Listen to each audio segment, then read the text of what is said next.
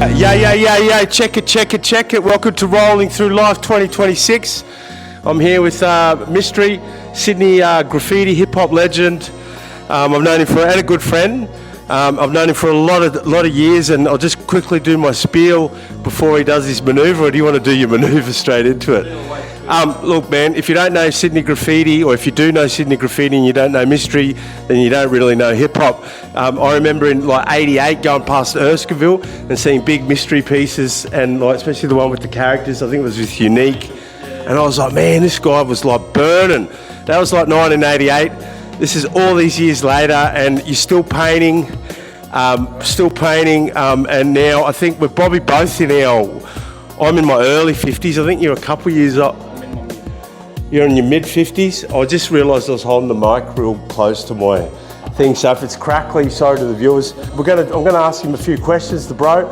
We just saw a Michael Jackson movie, yeah, so we're like ready. We've been limbering up, and this is how we're gonna start the show. Yeah, boy, that's how you do it, right? You. If I'm speaking on rolling through life, I'm talking rubbish if I'm not actually rolling, literally rolling.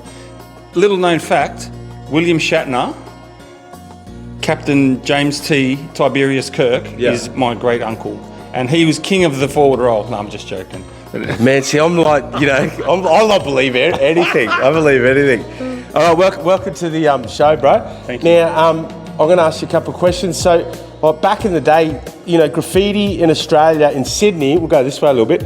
Graffiti in Australia, in Sydney, people don't realise it was pretty hostile, man. Yes. And you're a young sort of pale skinned young fella growing up in Newtown, and you grew up in a pretty sort of staunch environment, painting on the walls. And all these years later, you're still painting, and you've kept your integrity, and you've kept what I think is very remarkable. You've kept your honour. And I'm just wondering, what's some of the strategies or the mindset that you've enabled yourself to become, a being, what I think of a being of light, man, and a really, strong warrior and a good guy. Thanks, man. I mean, on that sort of tip with, like the graph culture in Sydney, I mean, I remember meeting some German writers, and they go, oh, you live in Beef City. And I was like, what are you talking about, Beef City? And they go, oh, you're from Sydney. We call it Beef City. It's like what it's called, you know what I mean? I was like, okay. But I mean, I think there was good and bad, like in regards to, it's not good to be gatekeepers, because then excludes people that actually have a love for it. But then again, it's also good to sort of sift things a bit, you know what I mean? And, I was a knock-around guy, hang out with a few fellas, and, we did what we did back in the days and all that sort of stuff. And, but why I still do it, regardless of, the negativity or whatever, is just because, I mean, for a start, I love the art. So I'm not gonna, why should I give it up just because of knuckleheads, you know what I mean? But also, for me, like, I do other things as well, man, you know what I mean? Like, I've got, other hobbies and family and all that sort of stuff. So graph is just like one element of me. Don't get me wrong, I love it, still painting, like decades later and all that sort of stuff. But I don't really do it for other people. I do it because, I love it and I want to be better at it, Yeah, mad. Also, look, I know I've seen a few of your posts, and I know for a few years you've been talking about you do a bit of emceeing of the breakdancing. Yeah. How important do you think is breakdancing, in Australian culture, hip hop culture in 2026? Well, for me, like, I got into this whole hip hop culture first as a b-boy, so I would consider myself first and foremost a b-boy.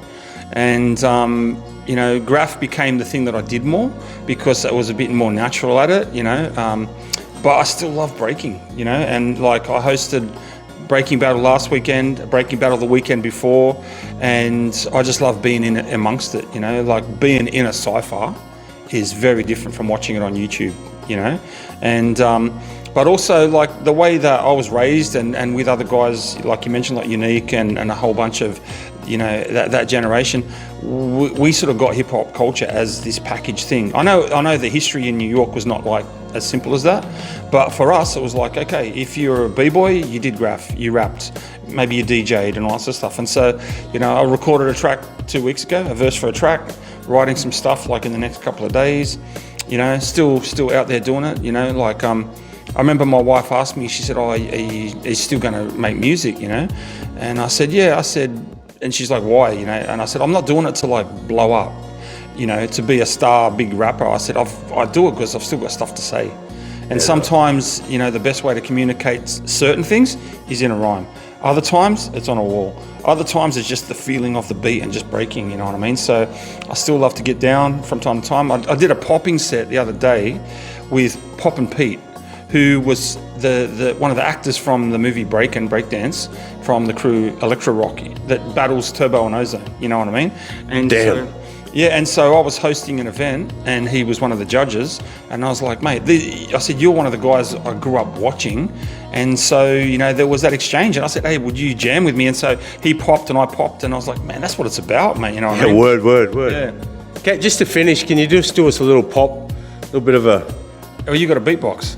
No, I'll beatbox. Okay, you beatbox. All right, here we go.